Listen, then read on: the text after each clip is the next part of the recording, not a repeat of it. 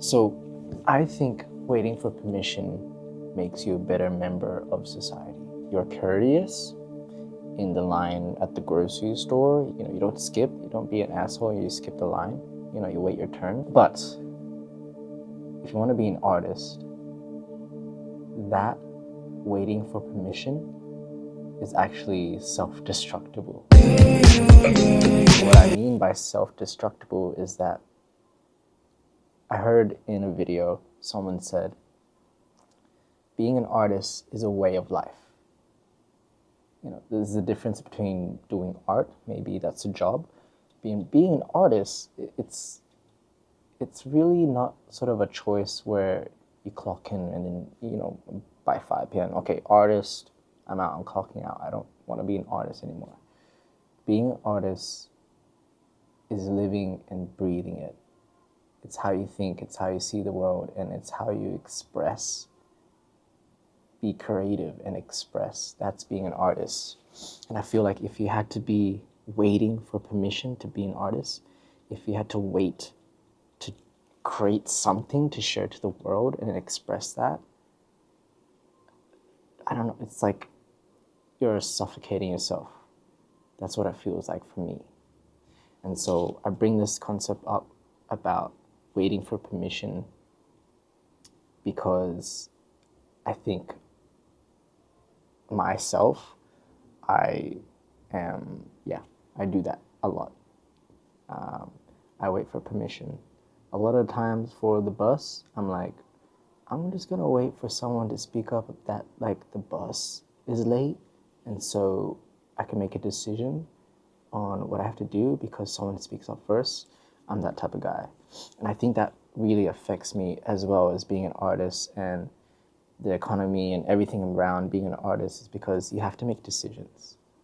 And making decisions while you're trying to wait for permission just really doesn't work. And it really hinders progress of actually starting something, starting an art project, but also hinders the process of everything around being an artist if you actually want to make art the long-term game, which is what I'm doing. And right now, if you don't know who I am, I'm Okeano. I'm a Filipino-Australian filmmaker. And currently right now, I am traveling and making films. But in order to travel long-term, I gotta make some money. And waiting for permission to make films while I travel, and then waiting for permission to find any sort of income source. Why should I wait for permission? I should just go out there and do it, because that's the only way everything's gonna happen, right? So I say this as a concept because I really struggle with this, but I am breaking and shifting out of this, and it's been amazing. Part of this whole journey of giving myself permission this week is the stuff that I worked on.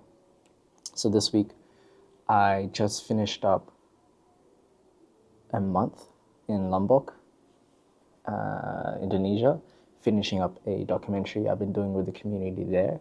And it was honestly very beautiful to wrap that up. I feel like the last messages everyone was saying and the things that I filmed was super wholesome, but also I live with these guys, the people I was documenting, for 30 days, and they honestly feel like family. So it was a beautiful moment to capture everything, but now everything's in the post-production stage of now piecing things and telling a story. So that's very exciting, what I've been working on. Also, last episode, I discussed that I decided on UGC as my form of income while I travel. And hooray, I have now set up a portfolio, a live portfolio on a website. I've done this through Claude Code. I actually just vibe coded my way to get a portfolio up, and it's live.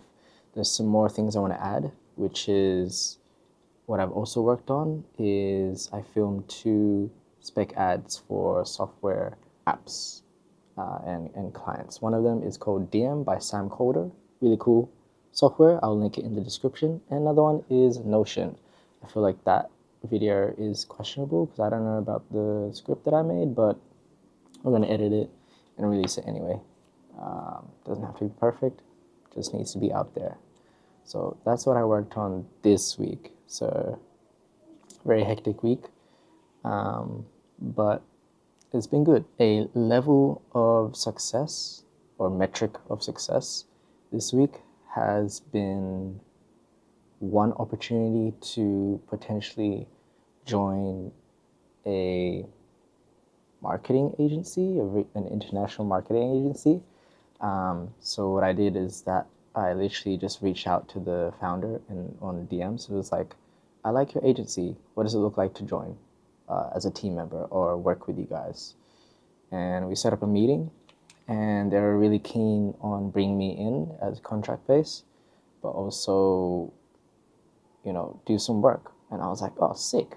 So for one, that's been a really cool opportunity, and that links back as well to waiting for permission. I did not wait. I just was like, okay, this is cool. Ask and you shall receive. So that's been one metric. I was supposed to have another meeting with them today, but it's getting rescheduled. A lesson of the week. I have two. One of them is what I realized this morning as I woke up and my body was super stiff and I just was like, I had a big week. So there was a lot to process and I haven't had a lot of like my own downtime with myself. And the lesson is music is a healing element in my life. And I think it's always been this healing instrument that just allows me to gain perspective of where I've been and where I've come from and where I am. Like I said, I've been doing a lot in the last few weeks. And so sometimes I would just listen to music just to kind of numb out my own worries, my own thoughts. But lately, I just put on a few tunes this morning, specifically Dominic Fike, Kevin Abstract, and Brockhampton. Kind of like my high school just jams. And it really gave me perspective like we are riding the wave right now. And I'm soaring and flying high and life is good.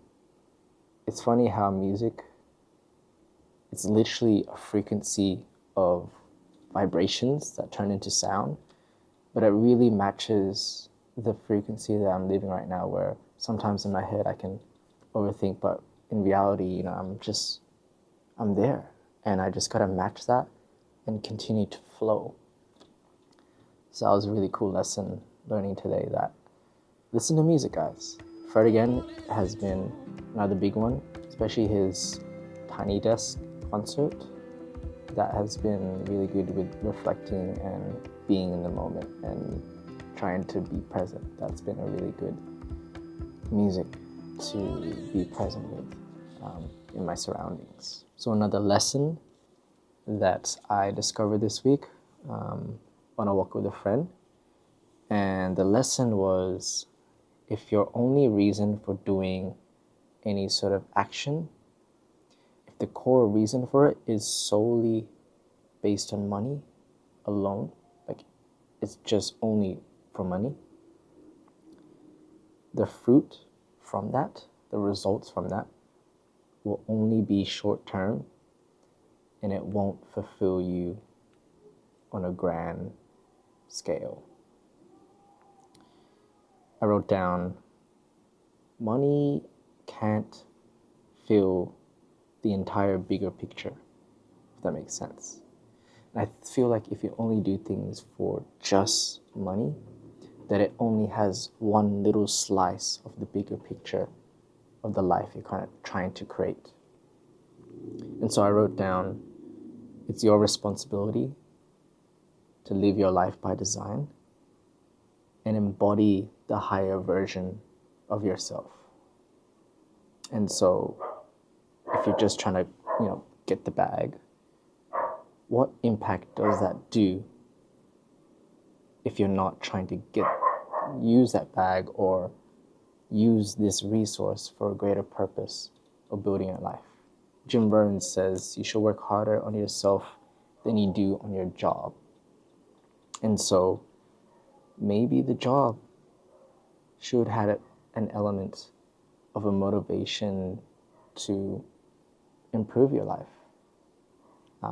not just to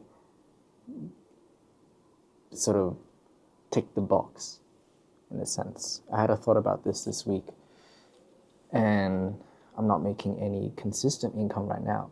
And so I thought, like, okay, what if the money problem just disappeared right now? Would anything change? And I thought that to myself, and I said, honestly, nothing would change. I think I would still be the same. I'd maybe feel a bit more secure, but I think things change when I really take responsibility of improving my life. And every action has a pulling motivation to be a higher potential myself. Yeah, and it's not discounting money. I'm really improving my relationship with money, but it's just adding the fact that, you know, you need to have a bigger vision and picture with money in the picture and in and of itself. Hopefully that makes sense. What would 3 years, or Okeano 3 years from now, give advice to me right now? I thought about this and I tried to feel it out. I said, trust in the voice in your heart and let that flow, this voice flow in all of the work that I do, in the attitude I bring to the day, and how I express myself.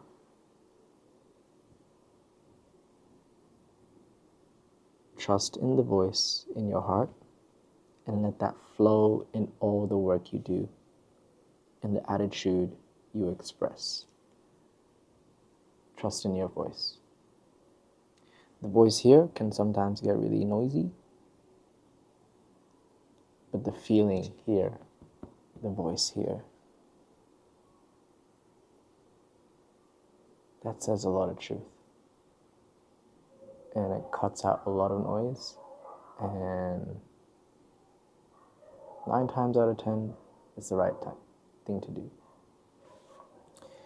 The other 1%, one part is like just purely immersion, and sometimes you need this. But yeah, I really say this sort of advice for my future self because I feel like right now I can be splitting my focus in lots of different areas.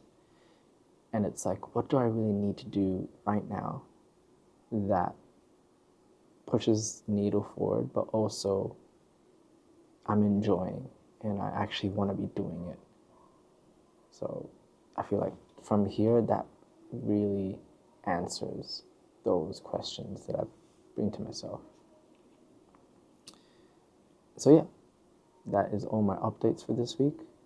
Waiting for permission really does kill me, and I hope you don't wait for permission too, and you go out there and you grab it.